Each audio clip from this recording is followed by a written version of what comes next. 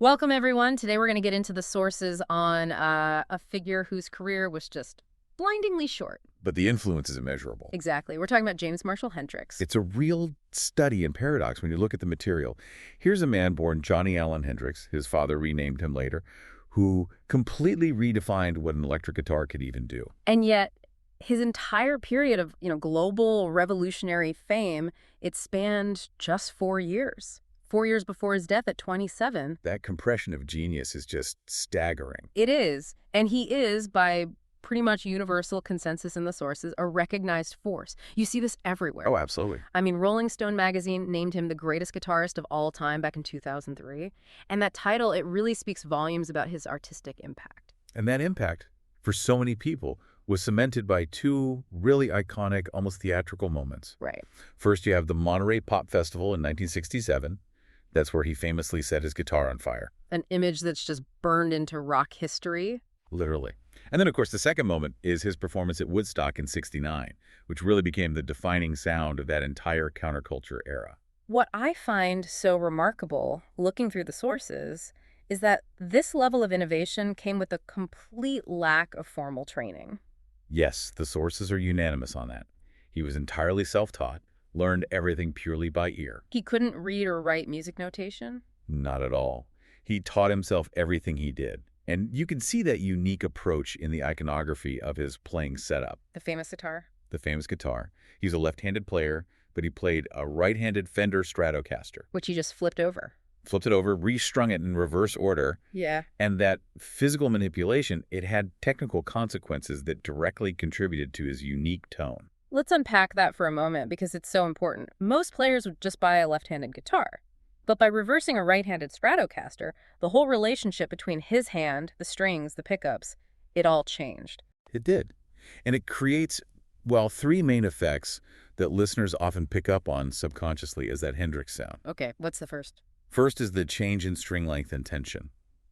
So the longest bass string, the low E, is now wrapping around a shorter part of the headstock. This gives it a slightly looser, slinkier feel. Right. Meanwhile, the treble strings are now stretched over the longer side, making them a bit tighter. That little difference changes how you can bend the strings. Okay, and the second effect? That has to do with the bridge pickup. It's slanted on a Strat. It usually slopes up toward the bass strings on a right-handed guitar to give them more brightness. So when you flip it, the slant is reversed. The higher frequencies on the treble strings, the B and high E, are now picked up closer to the neck, which gives them a warmer, rounder tone. And the bass strings get a sharper, more defined attack near the bridge. It's a complete tonal flip. His signature sound wasn't just distortion then. It was a physical consequence of him fighting the instrument's design. Exactly. And the third effect is the controls. The volume and tone knobs were now on the top horn of the guitar, right up near his chin. Which meant he could get to them easily. Constantly. He could manipulate them with his wrist and forearm while he was playing, allowing for these rapid, momentary tone and volume swells that other players just couldn't access in the middle of a song. Our mission in this discussion is to follow that path of unique self-expression from, a very challenging childhood and his necessity-driven training to that compressed period of global superstardom. And then, inevitably, we have to explore the very complex, often contested facts surrounding his passing. Let's start at the very beginning of the biography. James Marshall Hendrix was born in Seattle, November 27, 1942.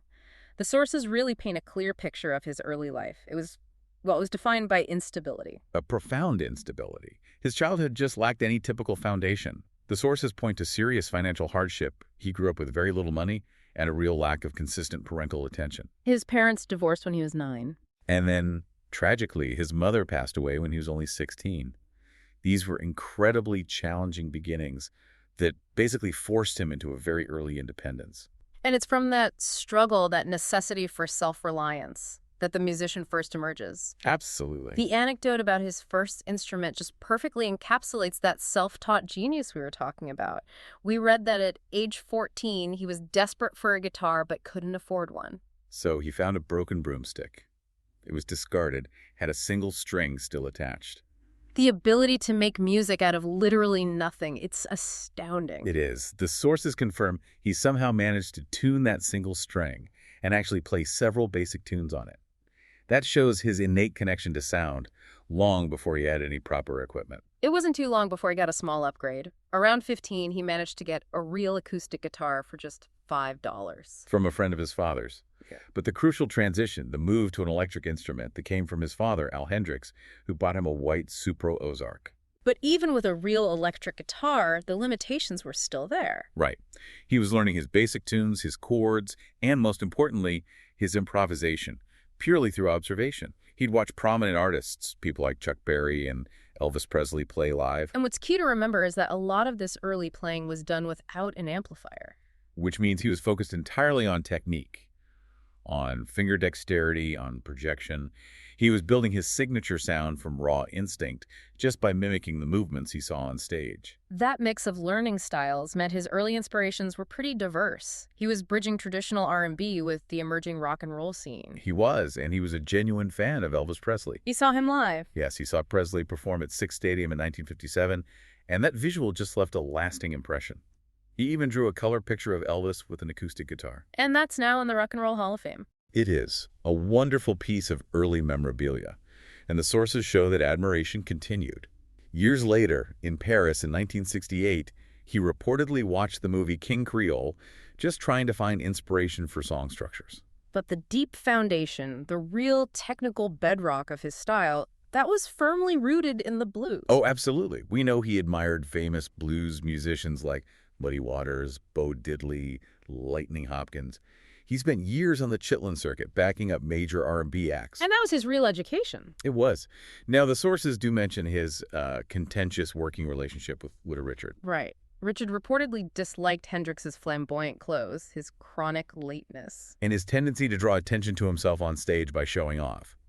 But those experiences, they taught him about stage presence and the demands of performance. Now, if we move to his formal education, the sources highlight these significant discrepancies about why he didn't graduate from Garfield High School. The fact that he didn't finish is clear. But why he didn't finish is highly contested, even by Hendrix himself. This is where his biography starts to feel like he was actively trying to build his own narrative. Completely.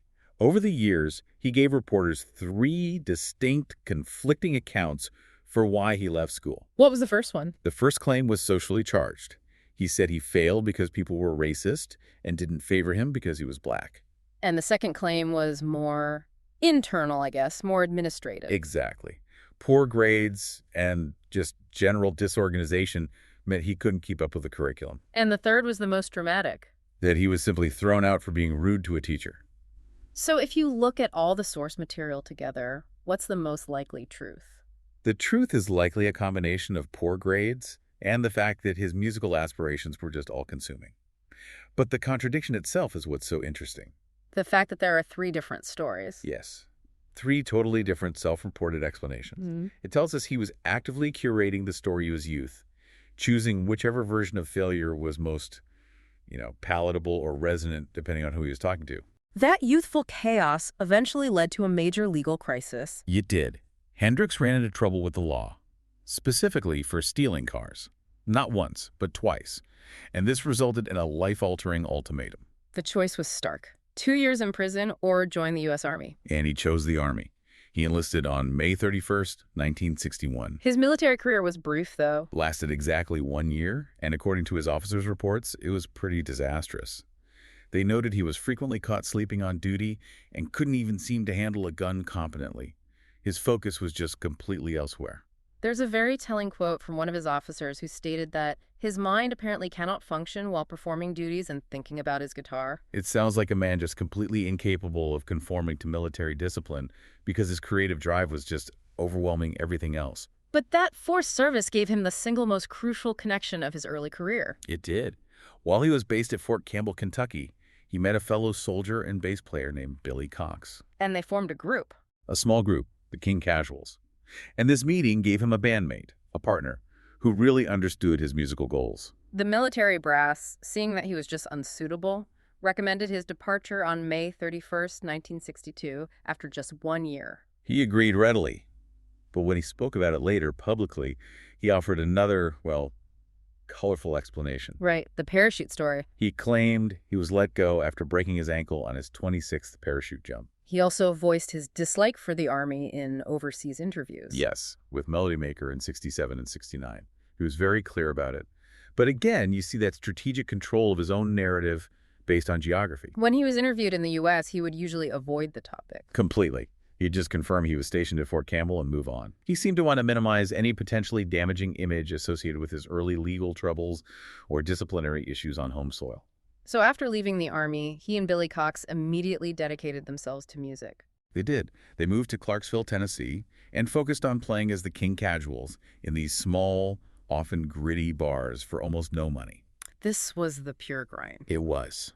And that grind quickly led them to the major musical hub of Nashville. They kept playing blues-style songs.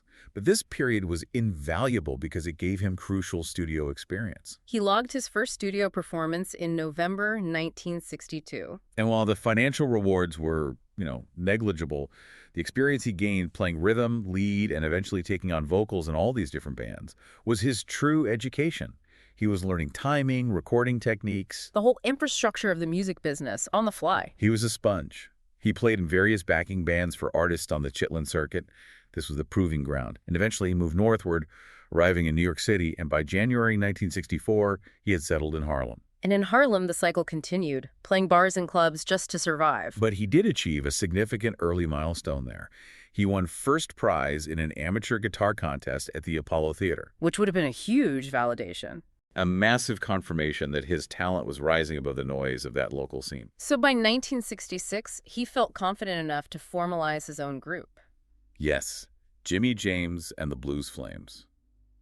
They played a residency at places like Café Wah in Greenwich Village, really developing their sound. The sources note he recruited local musicians, including one 15-year-old boy named Randy, who was just awed by his abilities. And the story of his breakthrough is just this incredible piece of rock and roll serendipity. It really is. During this time, he met and befriended Linda Keith. The girlfriend of Rolling Stones guitarist Keith Richards. Exactly. And she saw his raw, undeniable talent immediately. She essentially became his champion. She's the one who introduced him to Chess Chandler, the manager for the successful British band The Animals. Chandler was looking for new talent, but he gave Hendrix a very specific test. a contract requirement. Right. It was simple but crucial. Chandler asked him to write a rock version of the traditional folk song, Hey Joe. This gave Hendrix a clear commercial mandate. And when Hendrix delivered, Chandler was convinced. He brought him straight to London to sign a contract. And this was the pivot point. In London, away from the familiar structures of American R&B, he was free to completely redefine himself as a global rock star. The formation of the new group was immediate. And that band was christened the Jimi Hendrix Experience. With Mitchell on drums and Noel Redding on bass. And the sources are precise that the name, the Experience, was actually chosen by their business manager, Mike Jeffrey. It wasn't Hendrix's idea, but the template for that iconic power trio was complete. So now we move into the core of his recorded legacy. 3 studio albums released in just over a year that fundamentally altered the sound of popular music. We really need to get into the granular detail here. This is where the technical innovation just exploded. Let's start with the debut, Are You Experienced, from 1967. It was an immediate phenomenon upon its release in May of '67. It reached number 2 on the charts in the UK, which established their presence before they had even really cracked the American market. The sound of it was a total shockwave. It introduced the world to his pioneering use of electronic effects. The fuzz phase pedal for that heavy distortion, but most importantly, the controlled use of feedback. Which before Hendrix was just considered noise. Exactly. It was a mistake engineers tried to eliminate. But Hendrix treated feedback as a musical element, a sustained note you could manipulate by physically moving around the amplifier. Creating these long, soaring, almost vocal tones. It was revolutionary. Yeah. It completely changed the perceived limitations of the electric guitar. And the sources confirm the instant validation he got from the British music elite. Before they crossed to America, they played their last London concert on June 4th, 1967. And the list of musicians in that audience was just astonishing. Paul McCartney, George Harrison, Eric Clapton. Jack Bruce, Brian Epstein. It was an instant acceptance by the British rock aristocracy. I mean, think about that. Clapton, who was arguably the king of British guitarists at the time, was instantly awed. And maybe even a little intimidated. Clapton later admitted he realized that what he thought was groundbreaking was about to be redefined entirely by this newcomer. And the critical praise has only intensified over time. VH1 ranked it the 5th greatest album of all time in 2001. And Rolling Stone placed it at number 15 on their list in 2003. It's considered a timeless rock blueprint. The key tracks are crucial for understanding its impact. Foxy Lady, at 3 minutes and 22 seconds, that established his blues rock swagger. Then you have Manic Depression, which is 346, showing his rapid-fire chord changes and complex rhythms, and Red House, a pure blues track showing his roots. And of course, the essential chart hits: Fire, Hey Joe, Purple Haze, The Wind Cries Mary. Purple Haze is particularly interesting. The lyrics are so surreal and psychedelic, but the sound driven by that massive, overblown distortion is pure hard rock. He was defining the genre before it even had a name. The brevity of tracks like Fire, just 2 minutes and 47 seconds, it just demonstrates the immediate explosive energy of that trio. It was raw, energetic, and completely unlike the orchestral arrangements that some of their peers, like the Beatles, were exploring. This debut was a lightning bolt. The pressure was immense to deliver a follow-up quickly, an Axis. Bold as Love arrived later that same year. It did. And commercially, it maintained the success. It reached number 3 in the US and number 5 in the UK. Technically, though, what was the big difference? The most important distinction was a deliberate adjustment to the sonic landscape. For this album, Hendrix tuned his guitar down a semitone from standard E tuning to E-flat. And that minor physical shift. It gave the entire album a slightly deeper, more resonant, and arguably more melancholic tonality compared to the raw power of the debut. Compositionally, he was expanding, moving beyond just blues rock toward more melodic and psychedelic themes. Which you can hear in the title. And it included so many definitive tracks, most notably Little Wing. Little Wing is a masterpiece of dynamic, clean playing mixed with those volume swells we talked about. Its influence is maybe more widespread than any other track from the album. It's been covered by everyone. Stevie Ray Vaughan, Eric Clapton, Metallica, Pearl Jam. They all recognized its delicate genius. And this is where the production story gets legendary. And nearly tragic. The album almost didn't get sold because of a near disaster in the studio. Hendrix reportedly lost the master tape of side 1. In the back of a London taxi after a night out. It must have been absolute panic for the production team. It was. Hendrix, Chaz Chandler, and the engineer Eddie Kramer had to scramble into the studio to remix all the missing songs. They had to do in a single frenzied night what had taken weeks of careful work before. I read about the intense struggle to reproduce the complex spatial effects and sound textures, especially on If 6 Was 9. Which is 5 minutes and 32 seconds long. The entire launch of the album was hanging in the balance. And the day was saved by pure luck. And foresight. Their bassist, Noel Redding, happened to have a rough copy of the missing tracks on a safety tape, which allowed them to rebuild the mix. But even after all that, Hendrix was reportedly very disappointed. He was. He felt the album was finished too quickly and that a better result could have been achieved with more time and, less chaos. Despite the rush, it showcases incredible songwriting depth. The title track, Bold as Love, which is over 4 minutes long, features this beautiful sweeping phase effect. One of the earliest uses of that kind of phasing on a rock record. It showed the world that Hendrix wasn't just a sonic vandal. He was a nuanced composer. So that brings us to the third and final album, Electric Ladyland, completed in 1968. And this was the sound of an artist demanding and receiving total creative freedom. It was his largest statement, a double album spread across 2 LPs. The recording process itself reflected the rising tension and chaos around Hendrix at the time. It really did. Chaz Chandler, the manager who brought him to London, he grew tired of Hendrix's unpredictable working hours, his expensive studio habits, his demand for absolute artistic control. And Chandler left the project. He did. And Noel Redding, the bassist, also soon departed. He found it difficult to cope with Hendrix's sprawling experimental sessions. With Chandler gone, Hendrix took full control. He effectively produced the album himself with engineer Eddie Kramer. And he radically changed his musical approach. He moved away from that tight power trio format. He used a vast array of session musicians and instruments, flutes, organs, trombones, alongside heavy distortion and the newly acquired Octavia pedal, which duplicated his tone an octave higher. He was explicitly trying to achieve strange sounds and textures that went beyond anything previously attempted in rock. And that approach paid off commercially. This was his apex. Electric Ladyland reached number 1 in the US and number 6 in the UK. Critically, it has stood the test of time. Ranked the 72nd best album by VH1 and 54th greatest by Rolling Stones magazine. This album legitimized the idea that studio experimentation was integral to the composition. And the double album format finally gave him the space to stretch out.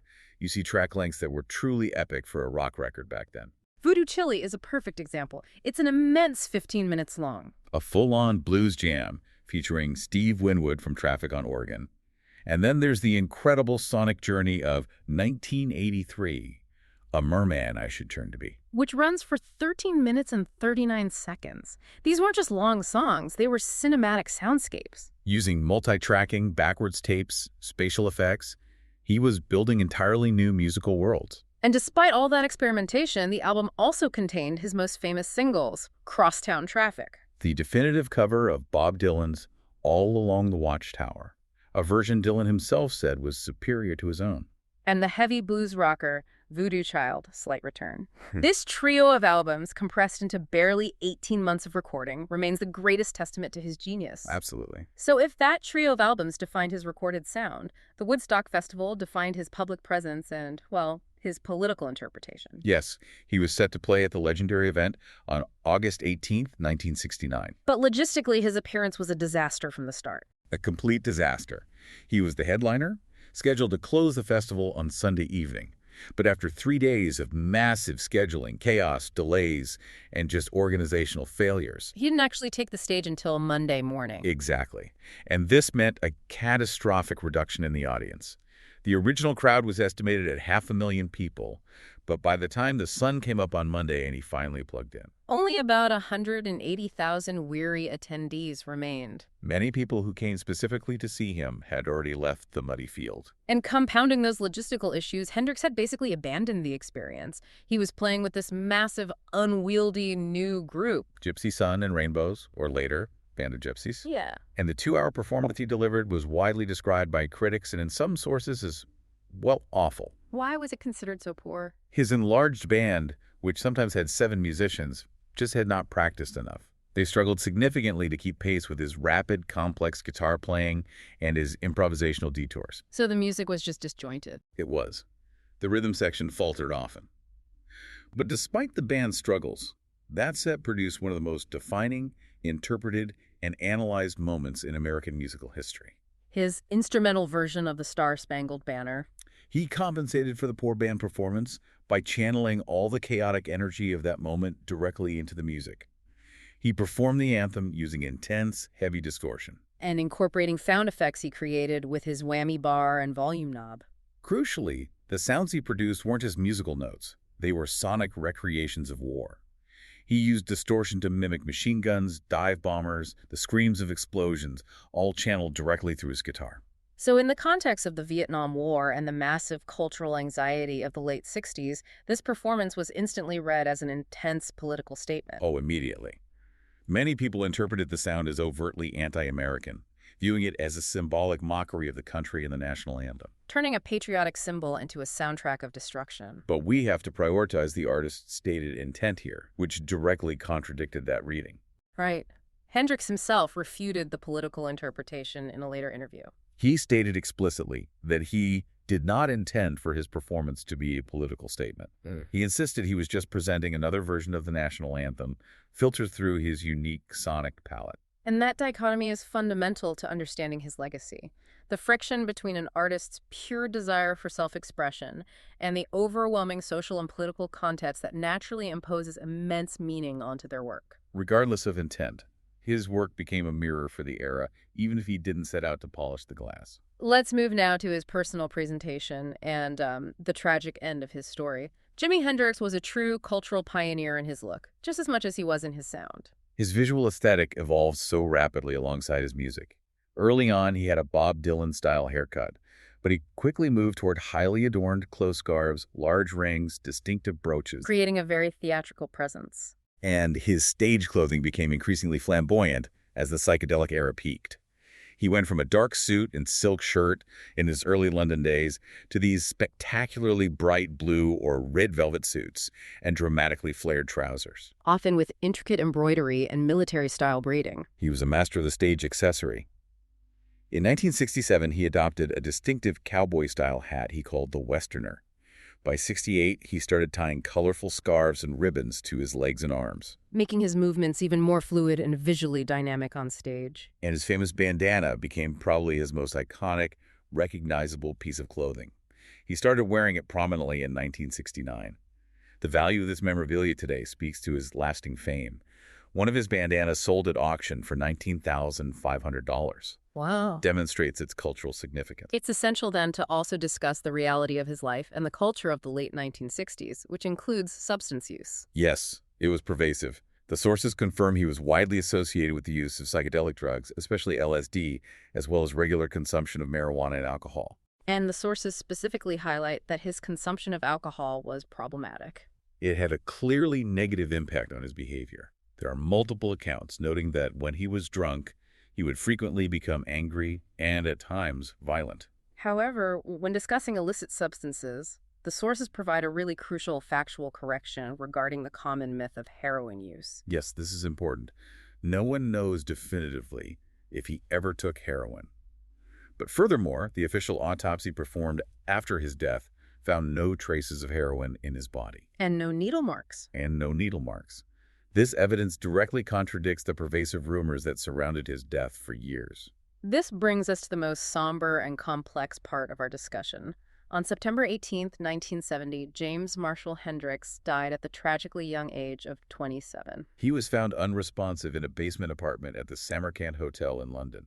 It's impossible to reflect on the magnitude of his talent without feeling just immense sadness for the promise that was lost so abruptly. It is. And the official finding, the most medically likely explanation for his passing, is that it was an accidental death.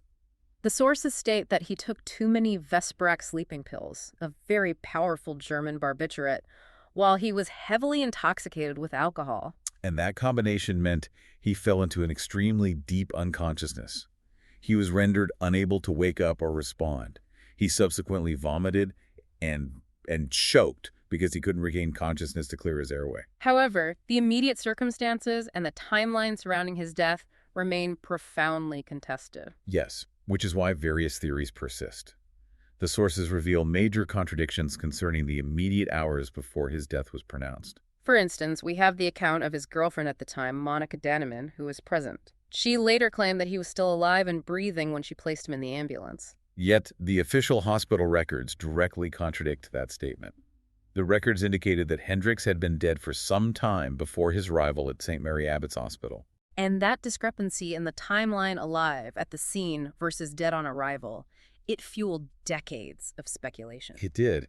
And if we explore the theories that emerged from these contradictions, the first one focuses on potential medical negligence. Right. Some sources suggest that the paramedics didn't properly secure his head while he was unconscious. And in that state, failing to keep his airway clear may have been a contributing factor to the choking. Theory 2 stems from a very painful private detail. A sad, melancholic poem written by Hendrix was discovered in his apartment around the time of his death. And while it wasn't a direct note, its somber tone led some observers to speculate that he might have committed suicide. A theory supported by reports of his erratic behavior in his final days. And finally, there's the third theory, which is the darkest and most persistent rumor. Speculation that he may have been murdered by his manager, Mike Jeffrey. And this arose from Jeffrey's known criminal connections. And the fact that Hendrix was actively trying to break his contract with Jeffrey just before he died. Now, the police found no evidence to substantiate this claim, but the atmosphere of chaos and suspicion around his passing kept that theory alive. So when you synthesize all the evidence, what remains the most likely conclusion? A tragic accident of acute consumption. The mixture of excessive sleeping pills and alcohol that resulted in an inability to protect his own airway. Even his physical memorial had a degree of complication. It did. He was buried in his hometown area at Greenwood Memorial Park in Renton, Washington on October 1st, 1970. And initially, his headstone was incorrect. The carving showed him playing a Stratocaster that was right-handed, ignoring the fundamental fact that he was a left-handed player who used a reversed right-handed guitar. A small detail, but a major visual error. And because of the sheer volume of fans visiting the site. The crowds were so large, there was concern they might damage other graves. So his father, Al Hendrix, decided to build a separate, more substantial memorial. And this new monument is a striking piece of architecture. It is. A massive, polished granite dome structure, held up by 3 pillars. He's interred underneath it, providing a dedicated place for fans to visit. His distinct autograph is inscribed at the foot of each pillar. And a brass sundial sits at the top, a permanent symbol of a life cut short. And his physical presence remains in Seattle in another way. A permanent memorial statue of Hendrix, capturing him mid-performance, stands at the corner of Broadway and Pine, Ensuring his image and revolutionary spirit remain rooted in his hometown. If we look back at this intense biography, the core insight for you is the sheer intensity and efficiency of his output. From the moment the Experience debuted their first album to his death, only 4 years passed. Just 4 years. In that exceptionally compressed window, he didn't just play the electric guitar. He rewrote the manual, revolutionized studio production, and earned the title of greatest guitarist of all time. And the final reflective thought we'd leave you with connects back to that moment at Woodstock. While his musical influence is, undisputed, consider the lasting tension between the artist's stated intent, his desire for the Star-Spangled Banner performance to be just another version of the national anthem, and the intense political and social interpretations that the world inevitably imposed on his art. That friction between pure artistic expression and cultural consequence remains perhaps the most complex and lasting question surrounding his legacy. The music was so powerful that it couldn't exist outside of the charged atmosphere of the late 1960s. And that is the testament to his unique voice. Thanks for listening.